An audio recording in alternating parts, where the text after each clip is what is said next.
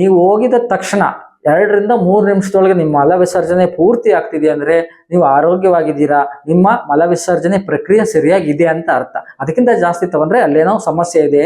ಇನ್ನೊಂದು, ನೀವು ಮಾಡಿದ ಮಲ ವಿಸರ್ಜನೆ ಏನಿರುತ್ತೆ ಅದು ಟಾಯ್ಲೆಟ್ ನೀರಿನಲ್ಲಿ ಮೇಲ್ಗಡೆ ತೇಲ್ತಾ ಇದೆ ಅಂತಂದ್ರೆ, ಫ್ಲಾಟಿಂಗ್ ತೇಲ್ತಾ ಇದೆ ಅಂತಂದ್ರೆ ನಿಮ್ಮ ಆರೋಗ್ಯ ತುಂಬಾ ಚೆನ್ನಾಗಿದೆ ಮತ್ತು ಜೀರ್ಣಶಕ್ತಿ ತುಂಬಾ ಚೆನ್ನಾಗಿದೆ ಅಂತ ಅರ್ಥ. ಅದು ಸರಿಯಾಗಿ ತೇಲ್ತಾ ಇಲ್ಲ ಅಥವಾ ಸೀದಾ ಕೆಳಗಡೆ ಮುಳುಗ್ತಾ ಇದೆ ಅಂತಂದ್ರೆ ಅದಕ್ಕೆ ಭಾರ ಇದೆ ಅಂತ. ಭಾರ ಯಾಕಾಗುತ್ತೆ? ಯಾವಾಗ ನಿಮ್ಮ ಮಲಕ್ಕೆ ಭಾರ ಆಗುತ್ತೆ ಅಂದ್ರೆ ನೀವು ತಿಂದ ಆಹಾರ ಸರಿಯಾಗಿ ಪಚನ ಆಗ್ತಿಲ್ಲ ಅಂತ ಅರ್ಥ, ಜೀರ್ಣ ಆಗಿಲ್ಲ, ನಿಮ್ಮ ಪೋಷಕಾಂಶಗಳೆಲ್ಲ ನೀವು ನಿಮ್ಮ ಮಲದಲ್ಲಿ ಆಚೆ ಹೋಗ್ತಿದೆ ಅಂತ. ಯಾವಾಗ ನಿಮ್ಮ ಪೋಷಕಾಂಶ ಮಲದಿಂದ ಆಚೆ ಹೋಗುತ್ತೆ ನಿಮ್ಮ ದೇಹಕ್ಕೆ ಅದು ಸಿಗೋದಿಲ್ಲ.